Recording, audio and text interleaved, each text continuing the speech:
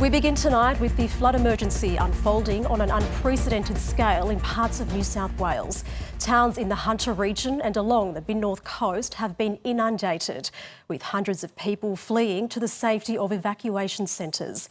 There's been rescue after rescue as emergency crews scramble to offer assistance to people trapped on their rooftops and cut off from the world. Taree is the worst affected for now after the Manning River surpassed the 1929 record flood, and large areas are on alert from Newcastle to Port Macquarie and Coffs Harbour. We have reporters across the region. Victoria Pengilly begins our coverage from Taree.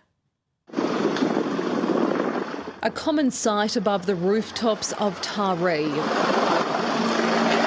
across a town that's now largely underwater.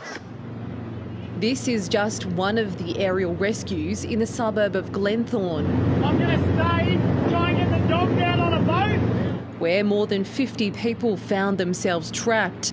It was surreal. I'd never thought I would be in that situation before, but I'm so grateful for Air Police.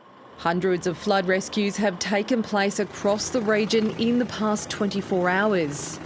The boys in the boats come up and grabbed us, did a great job, got us here nice and safe. So it's nice to be back on land.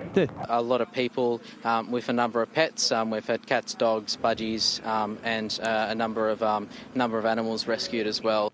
Taree CBD is also cut off from other parts of the town, following 412 millimetres of rain in just 2 days. In essence, Taree has received 1/3 of its average annual rainfall in 2 days. It's resulted in a new flood record for the Manning River of more than 6 metres, breaking the high water mark set almost a century ago, back in 1929. We're being transported across Manning River by the SES from North Taree into Taree, where thousands of people are isolated. You can see homes here on the riverbank have been completely inundated by water. For some people, it just came up too quickly for them to leave. We had a nightmare actually getting here, and then the time we actually got here, the roads flooded. I'm sitting here at Morelands and can't go north, can't go south. Some residents made it to evacuation centres before it was too late. I said to Michelle, I've got a bad feeling about this. I think we should start packing, and we did. Others are arriving with the help of emergency crews, and with another big dump of rain on the way, there'll be little rest for those rescue teams and the people they're saving. Victoria Pengilly, ABC News, Taree. Nakari, conditions out there are pretty treacherous at the moment. The Pacific Highway just north of Taree has been closed for most of the day and doesn't look set to reopen anytime soon, meaning travellers trying to get to Sydney won't get that far. Now, look, we were able to travel further inland to get to Port Macquarie today, but even those inland routes look set to flood overnight. Conditions aren't set to ease anytime soon either. More rain and wind is forecast for tomorrow, which is bad news for local residents here, but also all those travellers who are stranded at truck stops. Evacuation centres have opened up across Port Macquarie, including this one here, with evacuees expected to arrive into the night. Nakari? Victoria Pengilly reporting there. Well, joining us now is Sean Tarrant Goodwin on the other side of the Manning River at Taree South. Sean, what's been happening there? Well, it's been a very active day here in Nakari.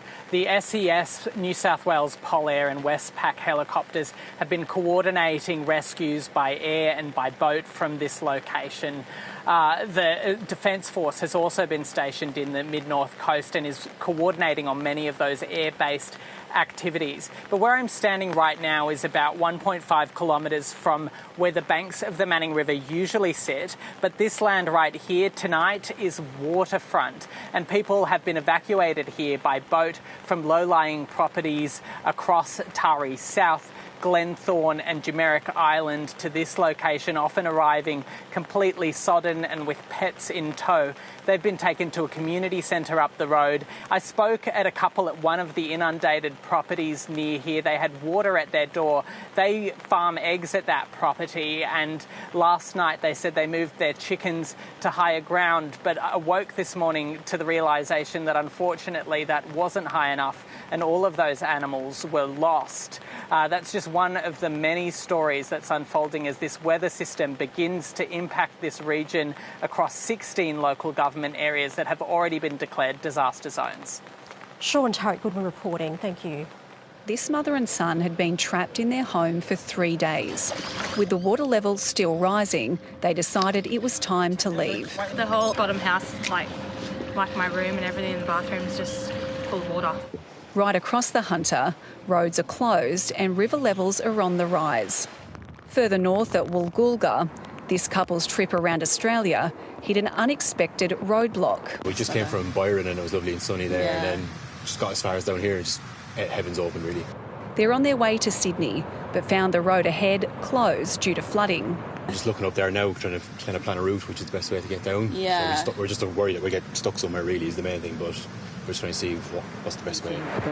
Massage therapist Colin Rossi is also trying to get to Sydney, but with no way through, he's turning round and heading home. I'm cancelling all my clients, putting them on to next week if I can get the clinic next week, and then heading back home while I still can. From Evans Head all the way down the coast of Foster, the weather was wreaking havoc. Disastrous, really, flood scenario unfolding through parts of the mid-north coast. There was a nervous wait at Raymond Terrace in the Hunter as the Hunter River kept on rising. Last time was about 5 years ago, and this one worse. Are you worried at all? No, I'm not quite worried. It's gods.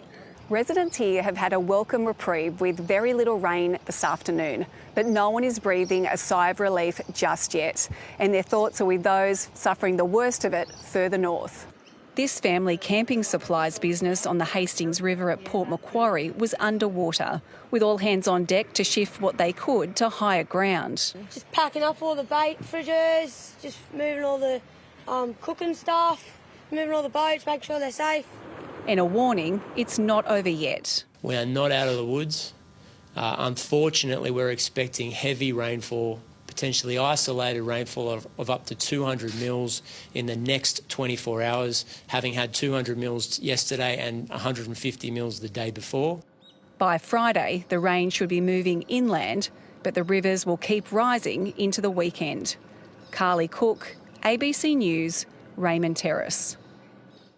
And Carly Cook is live for us in Raymond Terrace. Carly, it seems people are taking it in their stride there. Yes, it's a very calm mood here tonight in Raymond Terrace, and I think that has a lot to do with the fact there's been no rain for several hours. So that's meant that locals have been getting out and about. They're taking videos and photos of the flooded roads and the swollen Hunter River. I've spoken to some residents from the homes just behind me, and while the floodwater is up to their back door, they are still able to get out. They just need a pair of gumboots. And there's plenty of soggy fields around here as well, but that hasn't stopped local kids from still doing soccer training this afternoon. They've just made the shift to the local bowling green, and I can still hear them nearby yelling and having lots of fun. Now, flooding events, residents around here are very used to it. So while they are calm, they are staying on high alert with more rain expected in coming days. Carly Cook reporting. Well, let's check in with our meteorologist, Tom Saunders. Tom, how will the system evolve during the next 24 hours? Well, Nakari, the deluge continues tonight on the mid-north coast. Now, on the radar, the heaviest falls currently are between about the Yamba area down to Foster. And look, since 9 a.m, we've had over 90 millimetres at Evans Head and more than 80 millimetres at Kempsey. River levels are also rising. Major flood warnings for the Macleay, the Hastings, along with the Manning River. Also, Wollombi Brook and the Patterson River has a major flood warning. There's also now a minor flood warning that's been issued for the Upper Nepean and Hawkesbury River. That's due to heavy rain likely from tomorrow. Now, here is the latest forecast for the north coast. Torrential rain will persist for the 4th consecutive day. The highest totals tomorrow, likely from about Coffs Harbour to Taree, where a range of 100 to 300 millimetres is likely. Now, that will prolong the risk of flash flooding and possibly lead to even higher river levels than today. Heavy rain will also spread to the states south from tomorrow, and I'll have more details on that situation later in the bulletin. Thanks, Tom. And if you're in the affected area, you can tune in to ABC Local Radio or check the ABC Listen app for the latest emergency warnings. The ABC Emergency website also has detailed information to help you prepare for severe weather events.